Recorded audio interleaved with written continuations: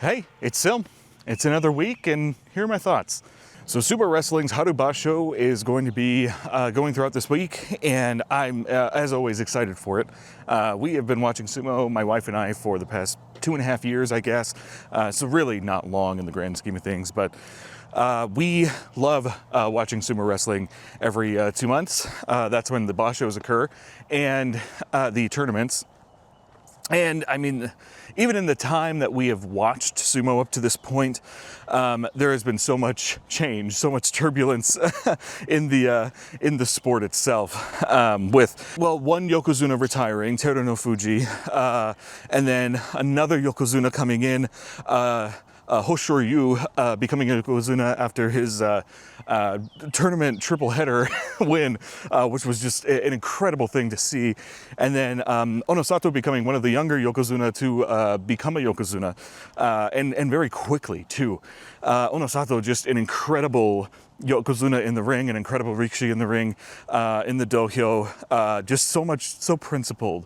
But regardless, a lot of drama leading up to this Haru Basho, with Haku no Fuji, Hakuoho previously, almost assaulting a woman after being drunk at a party, I guess. Teru no Fuji, his now stable master, a former Yokozuna, throwing a sake bottle at him to make him stop harassing this woman. So they say, so this is what the report is. But he's still being able to wrestle. He's still going to be able to play the sport this month, or this Basho, these next 2 weeks. And Midori Fuji is out this month, this Basho. He is having congenital heart failure, or heart failure in general. He has been really struggling lately in the dohyo, in the ring, and man, I really hope that he's going to be okay. Midori Fuji, he is one of the smallest wrestlers on the Bansuke, and it's incredible to watch him wrestle and truly just toss these larger people out of the ring just of his own accord. Now, sumo wrestling, it is kind of a brutal sport. It really is, and it is not safe for the wrestlers in any way, but it is one of the most ancient, wrestling sports, like, just ever. It has been going on for a long time.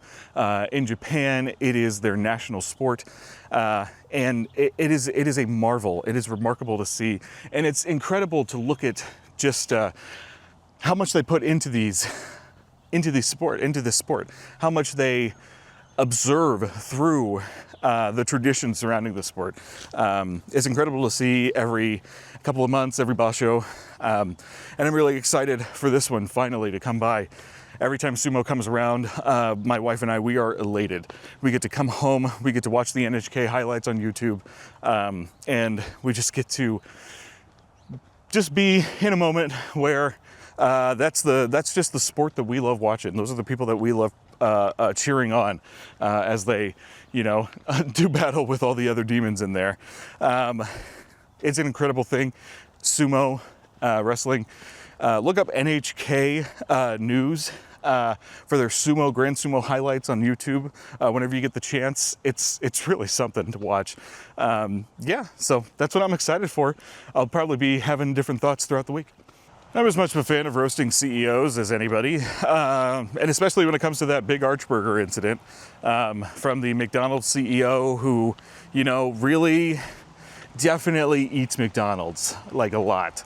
I really don't know what the logistical planning was to get this guy on camera to eat the burger. I wonder if it was of his own accord. He's like, oh, it'll be so cool to have the CEO eating the product, it'll be great. And then he's like, he literally eats like Squidward's share of a little fucking morsel of the burger. Insane. I did try the Big Arch Burger when it came out. Pretty good. It's pretty all right. It falls apart immediately as you try to bite it, just like any McDonald's item. And but it was pretty tasty. I liked the sauce. But yeah, did anybody else try it? I'm curious. The aftermath of what happened after the McDonald's CEO was wanting to eat this shit. Everybody else wanted to jump on it, obviously, to make fun of them, jump on this viral moment to say something about their own product and about how their CEOs and their leaders really are the ones who are actually good, I guess, like this dick measuring contest between all the different CEOs and people in power and yada yada yada, big money makers.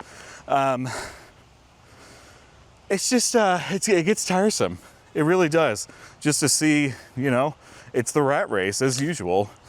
I don't know. It's been funny to see, though. It's been funny to see what other people's reactions have been to this kind of moment of virality here, especially in the wake of McDonald's idiocy. But the fact of the matter lies there that McDonald's will survive. Everybody else will just get a little bit more numbers accordingly, and the moment will be forgotten. And I guess we'll just be waiting with bated breath for what comes next. I've not been feeling too inspired at work lately. I've really kind of, I don't know, let my workflow, I guess, decline a bit. I've just not really been too motivated to work on the things that I supposedly need to work on.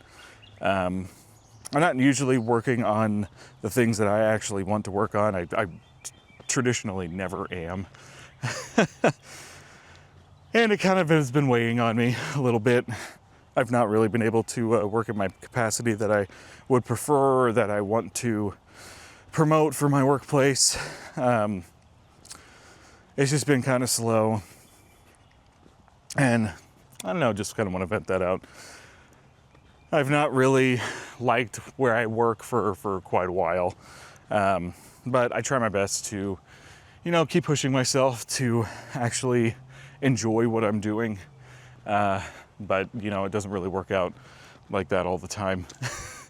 I had gotten pretty depressed about it a couple of years ago, or just maybe over a year ago. And I was able to fight through it. My work kind of put me in a place where it was kind of a prison for my mind, where I really felt extremely trapped in it, trapped in doing a thing that I didn't want to do, and trapped in thinking a certain way that I don't want to think.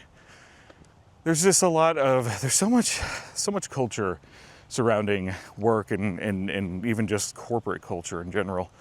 It can be really tough to try to integrate your own personal beliefs and thoughts and desires, and then trying to make sense of it alongside what your boss wants or what, the society at large kind of wants of you.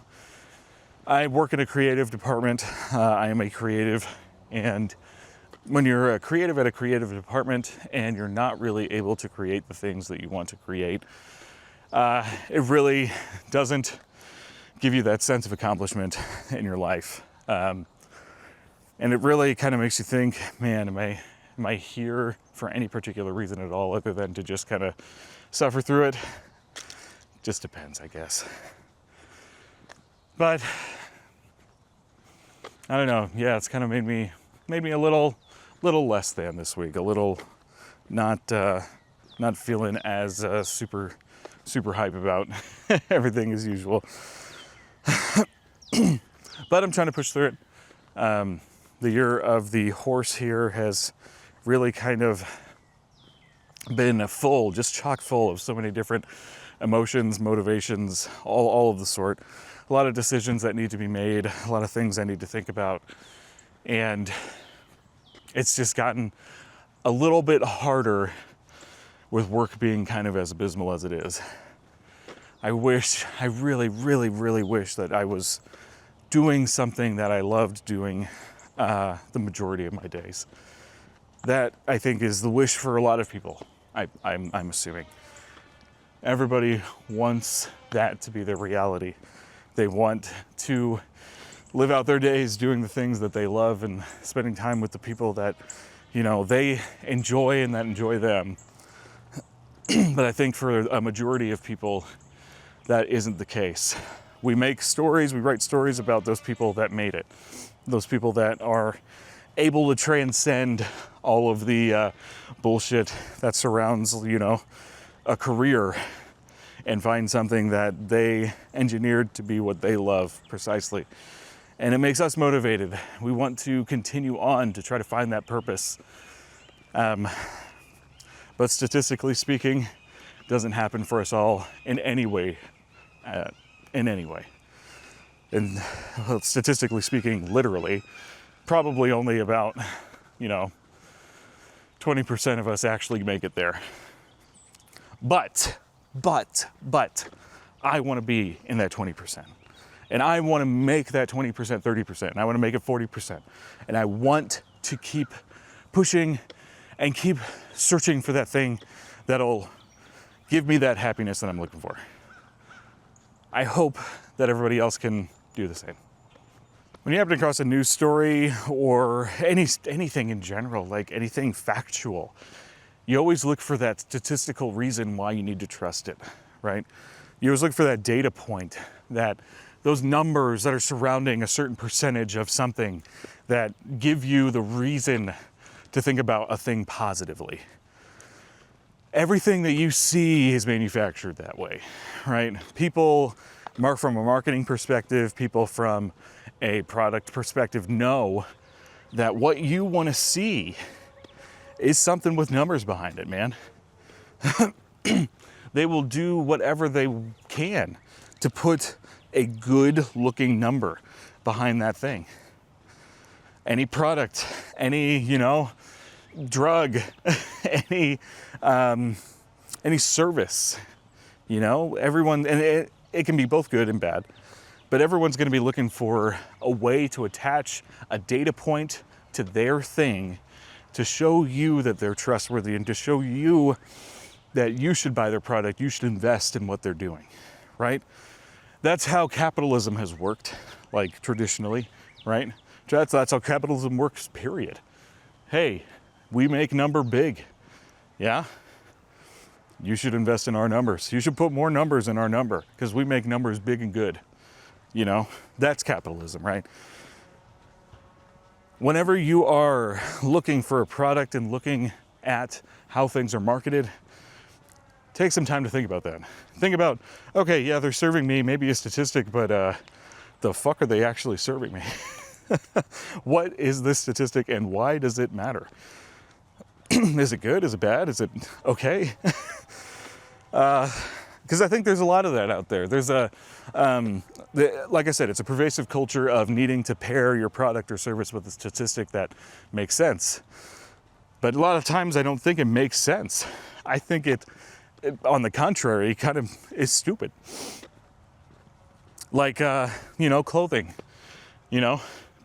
for clothing, it's going to be like, oh yeah, we can wick sweat away, and, you're going to feel like 80% less damp than you typically would.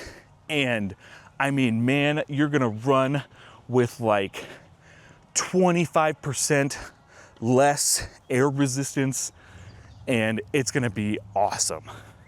And you're like, okay, yeah, cool. Like, all right. I mean, I guess so. But like people will think about that and be like, okay, well, now I can make my numbers better too. I can make my air resistance 25% less and I can get 3 milliseconds off my last time. Now, obviously, that's okay. That's good. That's a great way to think. I mean, yeah, you want to strive to be better. You want to strive to get a better time on your PR. But it's just pervasive thinking that way, isn't it? It's, you don't think about it too often, I don't think. I don't think people want you to think about it too often. It's everywhere. It's truly everywhere. Any product that you see, look for those data points that you're like, okay, awesome. Like, does this matter to a normal person? What I think really matters is like, is a thing comfortable? Is a thing able to make you feel good? We can't measure those things, so we can't verify those things, right? So we've kind of backed ourselves into a corner societally saying that, well, we have to have a way to actually measure validity. And the only way to do that is with data. But that data can be fabricated. That data can be shown in a different light. It can be shown as, hey, we have positive number here. But sometimes that positive number isn't according to anything that the product's even about. But if a stakeholder is stupid enough, if an investor has enough money in their pockets, maybe they'll throw a little bit of more money at something that, you know, has a little bit more flubbed of a number than is necessary. Now, thinking on that side, how many things in our society exist today as a result of bad data, right? As a result of, hey, we had this cool number and we attach it positively to the thing that we are trying to do, even though maybe in their mind, that number might not really be all that real. And we get on people for that, right? We put people in prison for doing bad numbers, right? For, insider trading and that kind of stuff, but lying to stakeholders, right? What was the, can't remember her name right now, but, it was that big fraud scandal with that blood processing company, right? They couldn't actually do the thing that they were going to do, and they lied to everyone. How many people actually are getting away with that, do we think? I don't know. But I don't know. I don't know, but I don't know. And that's kind of real. But those are my thoughts on that. So for any music listeners out there, what if there was just a listen later function, like for music? I'm a K-pop listener, and there is new K-pop music out every fucking week. It's a lot. They pump out music so often, and it's so hard to keep up with all of the new groups and the new songs, new albums, new EPs, new drops, new, comebacks, all of these things. It's hard to keep up with because there's a lot. I like to listen to everyone. I don't like to listen to just a few people. I like to listen to everyone. And it's hard to keep up with all of them, right? I wish there was a function on music apps that wasn't really just a playlist, but was and not really just a queue, because queues just disappear. I wish there was a listen later function. When you see a song, you don't have to allocate it to a playlist. That's really permanent. It's too permanent for what I am trying to do, right? Because I'm trying to listen to this music that came out and then decide whether I want to put it into a playlist, right? But I don't want to have to keep a list of what all this music came out in some separate application. I want it in that application.